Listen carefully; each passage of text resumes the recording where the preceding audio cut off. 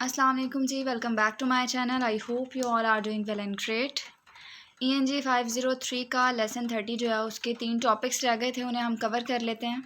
बारिश की आवाज़ आपको आ रही होगी तो उसको इग्नोर करें और कंसंट्रेट करें लेसन पर, क्योंकि आपके फ़ाइनल एग्ज़ाम्स आ गए हैं। तो मैं इसलिए कोशिश कर रही थी कि लेक्चर जो है वो मिस ना हो। तो स्टार्ट करते हैं विदाउट टाइम वेस्टिंग। 3 टॉपिक्स हैं, बहुत ज़्यादा ईजी हैं। आपको मैं मेन से कॉन्सेप्ट जो है इनके दे दूँगी, ठीक है, और इंपॉर्टेंट चीज़ें मैंने हाईलाइट की हैं। स्टार्ट करते हैं जिसमें बताया गया है कि EAP यानी कि English for academic purpose. Academic की अगर बात करें तो जितनी भी हमारी एक्टिविटीज़ होती हैं स्टडी से रेलेवेंट, स्कूल में, कॉलेजेस में, यूनिवर्सिटीज़ में, ठीक है, उसको हम एकेडमिक एक्टिविटीज़ कहते हैं, ठीक है। अगर तो हम इंग्लिश की बात करें फॉर एकेडमिक पर्पस, तो इसका मतलब होता है कि आप इंग्लिश लैंग्वेज या इंग्लिश लैंग्वेज स्किल जो है वो सीखते हैं अपनी किसी एकेडमिक पर्पस के लिए। फॉर एग्जांपल आप अब्रॉड जा रहे हैं, अमेरिकन यूनिवर्सिटीज़, ब्रिटिश यूनिवर्सिटीज़ में एडमिशन के लिए, उसके लिए आपको इंग्लिश लैंग्वेज सीखनी है, ठीक है। इसी तरह आप मास्टर्स कर रहे हैं तो उसके लिए भी आपको पहले इंग्लिश लैंग्वेज में थोड़ी सी प्रोफिशिएंसी चाहिए होती है। अगर हम पाकिस्तान में भी देखें तो कुछ ऐसे इंस्टीट्यूट्स हैं जहाँ पर इंग्लिश लैंग्वेज डिमांड होती है, ठीक है। तो इसलिए यहाँ पर बताया गया है कि इंग्लिश फॉर एकेडमिक पर्पस, ठीक है। ये असल में जो ELT है उसकी सब फील्ड है जो कि फोकस करती है on teaching of English language skills learners के लिए, ठीक है, जिनको ज़रूरत होती है इंग्लिश की फॉर एकेडमिक पर्पजेस, ठीक है। फॉर एग्जांपल जैसे कि मैंने आपको बता दिया है कि वो आउट ऑफ कंट्री में या किसी अमेरिकन या ब्रिटिश यूनिवर्सिटीज़ में पढ़ने जा रहे हैं तो वहाँ पर इंग्लिश लैंग्वेज डिमांड है। इसी तरह पाकिस्तान में भी, ठीक है, तो इसको हम इंग्लिश फॉर एकेडमिक पर्पज़ कहते हैं। अब यहाँ बताया गया है कि EAP यानी कि इंग्लिश फॉर एकेडमिक पर्पस जो है has evolved rapidly over the past 20 years और सो, यानी कि ये पास्ट 2 डेकेड्स जो हैं उनमें काफ़ी ज़्यादा बढ़ी थी ये फील्ड, ठीक है।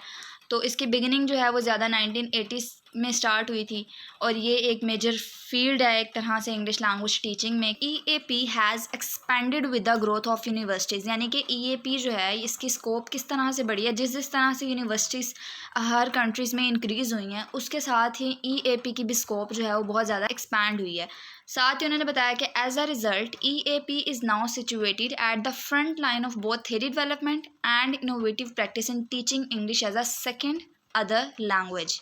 यानी कि वो यहाँ पर यही बता रहे हैं कि जो प्री टर्शरी क्लासेस होती हैं वो दी जाती हैं और इंग्लिश लैंग्वेज थोड़ी बहुत सिखाई जाती है, जिनमें इंग्लिश लैंग्वेज का स्किल जो है वो थोड़ा बहुत सिखाया जाता है ताकि स्टूडेंट्स जो हैं वो इसको एकेडमिक पर्पस के लिए ईजीली समझ सकें, इसको इस्तेमाल कर सकें। तो यहाँ यही बताया गया है कि EAP which involve not only the development of theories but also of innovate practice to teach students. उसके अलावा यहाँ बताया गया है कि ये एक ब्रॉड टर्म है और जिन जिन एरियाज़ को ये कवर करती है, ठीक है, वो एरियाज़ यहाँ पर हाईलाइट किए गए हैं। असल में बेसिकली इंग्लिश क्या है, फॉर एकेडमिक पर्पज़ है। तो अगर तो यहाँ एक पहला पॉइंट देखा जाए तो उसमें बताया गया है pre tertiary, under graduate and post graduate teaching, यानी कि प्री टर्शरी हम कहते हैं कि कॉलेज और यूनिवर्सिटी से पहले कुछ क्लासेस जो होती हैं वो जिनमें क्या होता है कि इंग्लिश लैंग्वेज स्किल सिखाया जाता है ताकि स्टूडेंट्स जो हैं वो आगे जाके कॉलेज या यूनिवर्सिटीज़ में इंग्लिश लैंग्वेज से रेलेवेंट किसी किस्म की जो है वो मुश्किल ना फेस करें, ठीक है। तो इसको हम प्री टर्शरी क्लासेस कहते हैं। अंडर ग्रेजुएट 4 ईयर्स प्रोग्राम होता है डिग्री का। पोस्ट ग्रेजुएट असल में बेसिकली मास्टर डिग्री को कहते हैं, ठीक है, डॉक्टरल डिग्री वगैरह वगैरह, ठीक है। उसके अलावा क्लासरूम इंटरेक्शन में जो है वो उसके लिए इंग्लिश लैंग्वेज को सिखाया जाता है ताकि स्टूडेंट्स जो है वो टीचर से अगर फीडबैक ले रहे हैं, टीचर कम्युनिकेट कर रहे हैं तो उनके लिए कोई मसला ना हो, ठीक है। उसके अलावा उन्होंने बताया है कि EAP जो है वो ऑल्सो इम्पोर्टेंट है for producing some research genre, ठीक है, जिनमें हमारे पास कुछ आर्टिकल्स आ जाते हैं, ठीक है। इसी तरह जनरल आर्टिकल्स हैं, स्टूडेंट राइटिंग, फॉर एग्जांपल कि अगर स्टूडेंट की राइटिंग नहीं ठीक है तो उसके लिए भी स्टूडेंट्स को टीच किया जाता है, गाइड किया जाता है।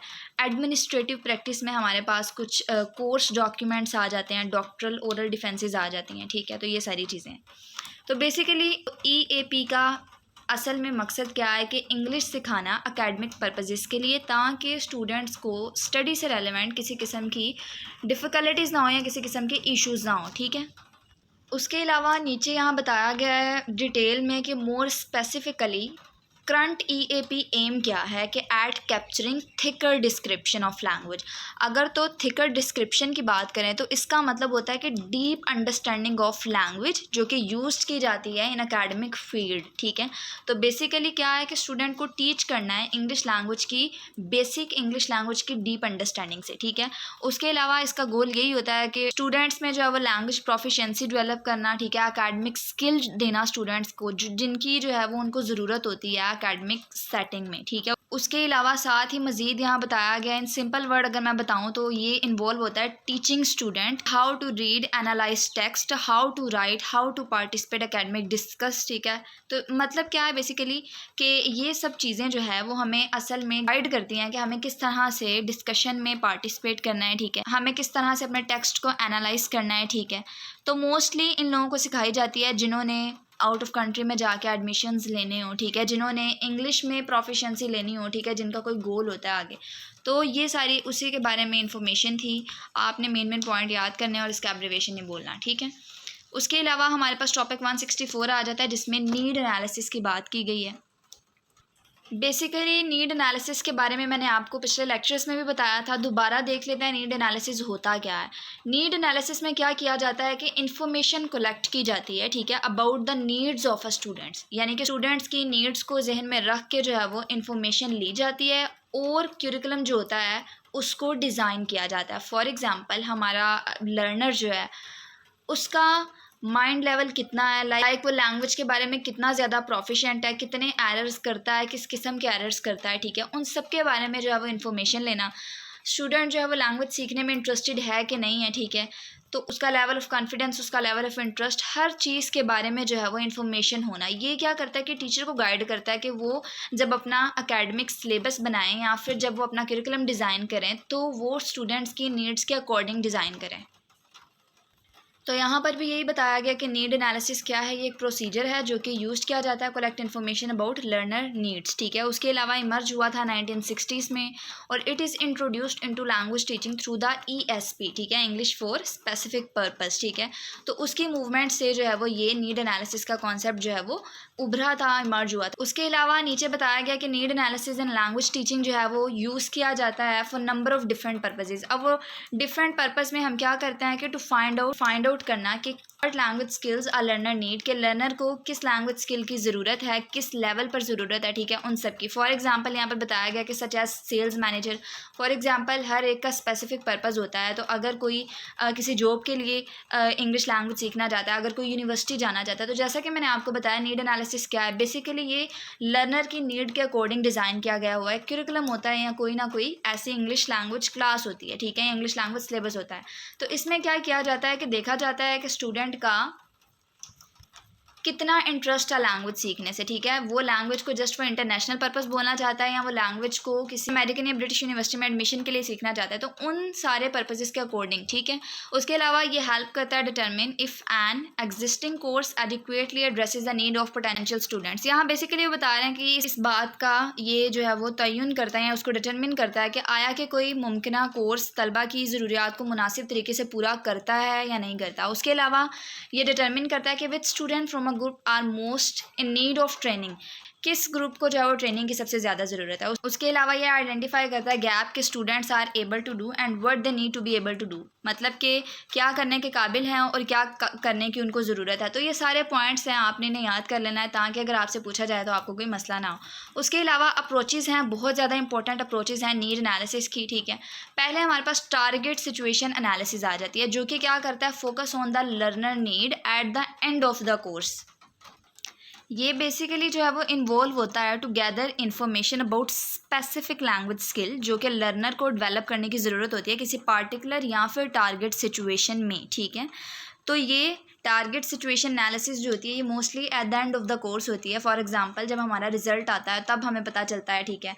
तो उस लिहाज से इसी तरह अगर आप कम्युनिकेशन करते हैं, ठीक है, तो रिज़ल्ट में आपको पता चलता है कि आपको बिज़नेस कम्युनिकेशन में जो है वो थोड़ी महारत की ज़रूरत है, ठीक है। तो टीचर्स क्या करते हैं कि उसके ऊपर कॉन्सेंट्रेट करते हैं। तो सेम एज इट इज़ ये eight the end of the course जो है वो कंडक्ट किया जाता है। प्रेजेंट सिचुएशन एनालिसिस में क्या होता है कि फोकस करता है on the learner competence concerning skill at the beginning of the course. यानी कि लर्नर जो है वो जिसमें रहकर लैंग्वेज यूज़ कर रहा होता है उस सिचुएशन में एनालाइज कर रहे होते हैं स्टूडेंट के स्किल को, ठीक है। और ये mostly at the beginning of A course जो है वो कंडक्ट किया जाता है। उसके अलावा लर्निंग सेंटर्ड अप्रोच आ जाता है। लर्निंग सेंटर्ड अप्रोच के बारे में बताया गया है कि ये जो है वो नेगोशिएशन यानी कि गुफ्तगू का प्रोसेस होता है और बाद में जो है वो फोकस किस किस पर किया जाता है। Focus on necessities, lakhs and wants, यानी कि किस किस चीज़ की ज़रूरत है, किस चीज़ की कमी है, उन सब के ऊपर फोकस किया जाता है, ठीक है। और उसके अलावा इसमें इंक्लूड होता है सिलेबस, मटेरियल, टीचिंग मेथड्स, हर चीज़ जो पहली चीज़ों में होती है वो इनमें भी होती है। उसके अलावा स्ट्रेटजी एनालिसिस में ये बेसिकली मेथड्स ऑफ लर्निंग जो होता है उसको देखता है, ठीक है। For example learning styles, strategies, ठीक है, उन सब के ऊपर। उसके अलावा अगर लर्निंग स्टाइल की बात करें तो ये रेफ़र करते हैं या आप कह सकते हैं आइडेंटिफाई करता है as a way of learning, ठीक है। जो हमारा वे होता है लर्निंग का उसको आइडेंटिफाई करता है। फॉर एग्जांपल ऑडिटरी, विजुअल, ठीक है। उसके अलावा जेस्चर्स को यूज़ करके, तो वो सारी चीज़ें। उसके अलावा लर्निंग स्ट्रेटजी जो होता है ये एक तरह से मेंटल प्रोसेस होता है जिससे हम गुजर रहे होते हैं। डेफिशिएंसी एनालिसिस क्या होता है? अगर in simple word deficiency analysis के बारे में बताया जाए तो ये असल में आइडेंटिफाई करता है कि स्टूडेंट को कहाँ ज़्यादा स्ट्रगल की ज़रूरत है और इस तरह टीचर्स जो होते हैं एक तरह से वो टारगेट इंटरवेंशन जो होती है वो बना लेते हैं कि स्टूडेंट्स को कहाँ जो है वो एडिशनल रिसोर्स प्रोवाइड करेंगे, कहाँ उनको हेल्प आउट करेंगे, ठीक है। तो यहाँ भी यही बताया गया कि map existing proficiency against target learner proficiency. Map existing means के असेस करना है the current level of skill, identify करना है उसकी स्ट्रेंथ को, उसकी वीकनेस को, ठीक है। इसको हम डेफिशिएंसी एनालिसिस कहते हैं। उसके अलावा हमारा नेक्स्ट टॉपिक जो कि टॉपिक 165 सिचुएशनल एनालिसिस है। अगर तो सिचुएशनल एनालिसिस की बात की जाए इन सिंपल वर्ड तो ये क्या करता है, ये गैदर करता है और एनालाइज करता है information about a particular situation और प्रॉब्लम, ठीक है, in order to understanding. For example के लर्नर को किस किस किस्म की मुश्किलात का सामना है, ठीक है। उसके अलावा जितनी भी इंफॉर्मेशन होती है उससे रेलेवेंट उसको एनालाइज करता है एक पार्टिकुलर सिचुएशन में। उसके अलावा मज़ीद जो है वो ये प्रोसेस होता है जिसमें हम क्या करते हैं, असेस करते हैं current state of English language in a particular context और सिचुएशन। जिस तरह यहाँ पर सिचुएशनल एनालिसिस की बात की गई है तो कोई भी सिचुएशन हो सकती है। फॉर एग्जांपल आप इंग्लिश लैंग्वेज एकेडमिक लेवल पर सीख रहे हैं, ठीक है, तो वहाँ पर क्या होता है कि स्कूल वगैरह में जो आपका इंटरेक्शन हो रहा होता है, ठीक है, उस लिहाज से उस सिचुएशन में आपको एनालाइज किया जा रहा होता है। उसके अलावा हम क्या करते हैं, गैदर करते हैं इन्फॉर्मेशन अबाउट लर्नर, ठीक है, टीचर्स की, क्यूरिकुलम मटेरियल की, रिसोर्स की और अदर फैक्टर्स जो कि क्या कर रहे होते हैं, इन्फ्लुएंस डाल रहे होते हैं लर्निंग पर और टीचिंग पर, ठीक है। तो वो जितने भी फैक्टर्स एक सिचुएशन में आ जाते हैं ना उन सबको ये हाईलाइट करता है, उन सब की इन्फॉर्मेशन जो है वो कलेक्ट करता है। तो यहाँ भी बताया गया कि it is analysis of factors in the context of a planned और प्रेजेंट करिकुलम, यानी कि वो सारी इन्फॉर्मेशन गैदर करके उसके बाद जो है वो करिकुलम जो होता है उसको डिज़ाइन किया जाता है। उसके अलावा नीचे वाली लाइंस में बताया गया है कि ये जो है वो वेरियस फैक्टर्स जो होते हैं उनके ऊपर भी नज़र डालता है जो कि कॉन्टेक्स्ट में होते हैं, यानी कि जहाँ पर हमारा इंटरेक्शन हो रहा होता है, ठीक है। अब वो फैक्टर्स कौन कौन से हो सकते हैं, वो सोशियो इकोनॉमिक फैक्टर्स हो सकते हैं, पॉलिटिकल फैक्टर्स हो सकते हैं जो कि मोस्ट इंपॉर्टेंट फैक्टर्स होते हैं जो कि इन्फ्लुएंस कर रहे होते हैं सिचुएशनल एनालिसिस पर, ठीक है, लर्नर की लर्निंग प्रोसेस पर, ठीक है। तो मज़ीद यहाँ यही बताया गया कि जो गोल होता है वो आइडेंटिफाई करना होता है की फैक्टर्स जो कि पॉजिटिव भी हो सकते हैं, नेगेटिवली भी हो सकते हैं। जैसा कि मैंने आपको बताया है कि हर तरह के फैक्टर को सिचुएशन में जो है वो एनालाइज करना है जो कि अफेक्ट करते हैं implementation of A curriculum plan, यानी कि जो हमारा करिकुलम होता है उसको प्लान करने में, उसको इम्प्लीमेंट करने पर क्या होते हैं वो इफेक्ट डाल रहे होते हैं, उन सबको जो है वो ये उसकी इन्फॉर्मेशन को कलेक्ट करता है। उसके अलावा उन्होंने बताया कि सम टाइम जो है नाउन एज स्वॉट एनालिसिस, SWOT जो है वो आपने पिछले लेसन्स में पढ़ा होगा। बेसिकली जो है ये एक टूल है जो कि असेस करता है S को स्ट्रेंथ से, W को वीकनेस से, O को अपॉर्चुनिटी से और T को थ्रेट से, ठीक है। तो बेसिकली उन्होंने बताया कि ये चारों फैक्टर यानी कि लर्नर की स्ट्रेंथ, उसकी वीकनेस, उसकी अपॉर्चुनिटी, उसके थ्रेट्स, जितने भी फैक्टर्स होते हैं उन सब की इन्फॉर्मेशन जो है वो कलेक्ट करता है, इसलिए इसको हम स्वॉट भी कहते हैं, स्वॉट एनालिसिस, ठीक है। तो बाकी ये जो पैराग्राफ है इसको मैंने हाईलाइट नहीं किया क्योंकि जो मैंने बातें आपको सारी बता दी हैं वो इस पैराग्राफ में एक दफ़ा पढ़ेंगे आपको समझ आ जाएगी। उसके अलावा आप ऊपर वाला पैराग्राफ भी लिख दें, अपने वर्ड्स में लिखें, सेल्फ राइट करेंगे तो आपको इसकी समझ आ जाएगी। उसके अलावा वो प्रोसीजर्स बताए गए हैं जो कि सिचुएशनल एनालिसिस में यूज़ किए गए हैं। Consultation with representatives of as many relevant groups. Basically वो कह रहे हैं कंसल्टेशन जो है वो करनी है उन लोगों से जो कि सिचुएशन को एनालाइज करते हैं, ताकि क्या हो सके कि इंफॉर्मेशन जो है उसकी डीप अंडरस्टैंडिंग हो सके, इनसाइट्स मिल सके हमें जो हम कंडक्ट करना चाह रहे हैं। ठीक है, उसके अलावा study and analysis of relevant documents, यानी कि जो हमारी प्रॉब्लम से रेलिवेंट डॉक्यूमेंट्स हैं उनकी स्टडी है, ऑब्जर्वेशन है टीचर स्टूडेंट बिहेवियर की, सर्वे है, उसके अलावा रिव्यूज़ हैं। ठीक है, तो ये सारे मज़ीद एक्स्ट्रा पॉइंट्स थे। बेसिक कॉन्सेप्ट मैंने आपको दे दिया है, आई होप सो कि आपको समझ आई होगी। कोई चीज़ आपको मुश्किल लगे, टफ लगे, आप लोग कमेंट सेक्शन में पूछ सकते हैं।